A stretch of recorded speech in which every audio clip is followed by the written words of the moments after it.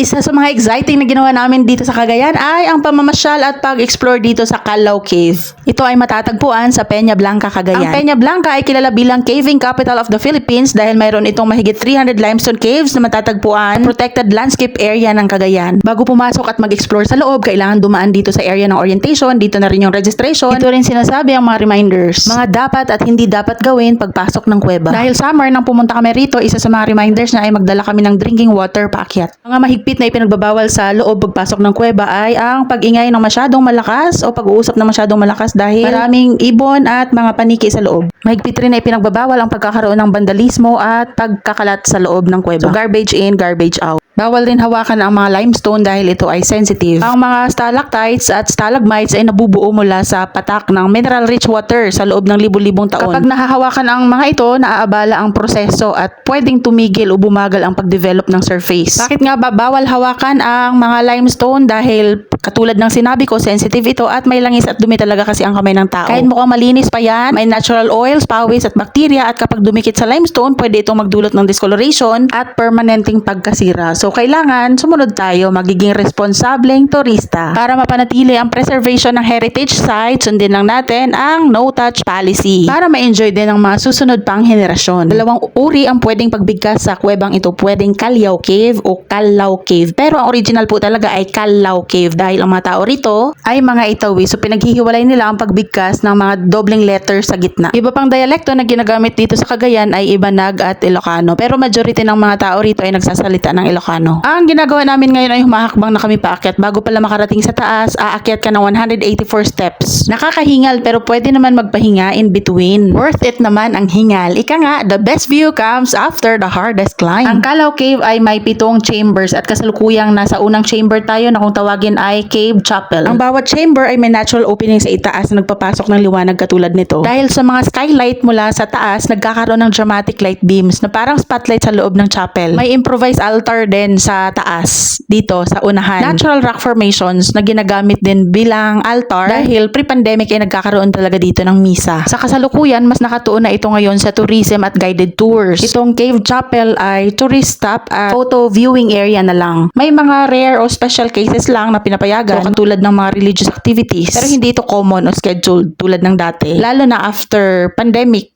at mas mahigpit na conservation rules na ngayon. Isa rin sa mga nakakatuwa at nakaka-impress talaga dito sa Callao Cave ay ang kanilang mga tour guides. Mga working students pala sila. Sabi nga nila, hinasa talaga sila ng kanilang LGU para hindi lang mag-guide sa loob ng kuweba, magbigay ng impormasyon tungkol dito, kundi para matulungan na rin ang mga bisita na makuha ang yung pinakamagandang experience habang nag-e-explore sa loob. Lalo na sa paggawa ng pictures at videos. Alam nila kung saan yung tamang angle, saan pinakamaganda yung lighting, at ang timing para mas lumabas ang ganda ng bawat spot sa cave. Nakakatuwa dahil talagang nakakabilib yung kanilang sipag at tiyaga. Kasi habang nag-aaral sila, nagtatrabaho na rin sila bilang tour guides para matulungan ang sarili at ang kanilang mga pamilya. Isa sa pinakamahalagang natuklasan dito sa Callao Cave ay ang mga fossilized na mga buto ng tao at mga ngipin na posibleng kabilang sa mga sinaunang uri ng tao. Noong naghukay sila dito, nakakita ang mga researchers ng iba't ibang bahagi ng katawan tulad ng daliri, paa at ngipin. Hindi kumpletong skeleton. Sa kabuuan, tinatayang galing ito sa hindi bababa sa 3 individual. Kaya hindi lang iisa ang natagpuan. Dahil sa mga butong nahukay, nakilala ang tinatawag na mga Homo luzonenses o kilala bilang Calauman. Isa sa mga pinakamatandang mga buto na natagpuan sa Pilipinas. Ang mga buto ay may kakaibang kombinasyon. May parts na parang modern human, pero may features din na mas primitive. Isa sa mga interesting na natagpuan ay yung curved tubo na mas kahawig ng mas lumang species na mahusay umakyat o gumalaw sa mga matatarik na lugar. May mga kasama ring animal bones sa paligid na may marka ng tool cuts na posibleng indikasyon na may early human activity sa lugar. So dahil sa mga natuklasang ito, naging malaking bahagi ang Callao Cave sa pag-unawa kung gaano ka-complex ang early human history sa Southeast Asia. Sa pamamasyal naming ito, hindi lang basta bumisita kami or nagkaroon ng tour, kundi isang experience na may kasamang history, nature, and culture. Hindi rin sayang ang ginastos dahil habang namamasyal ka, nakakatulong ka rin sa mga lokal na komunidad, lalo na sa mga tour guides na umaasa rin sa turismo para sa kanilang pag-aaral at kabuhayan.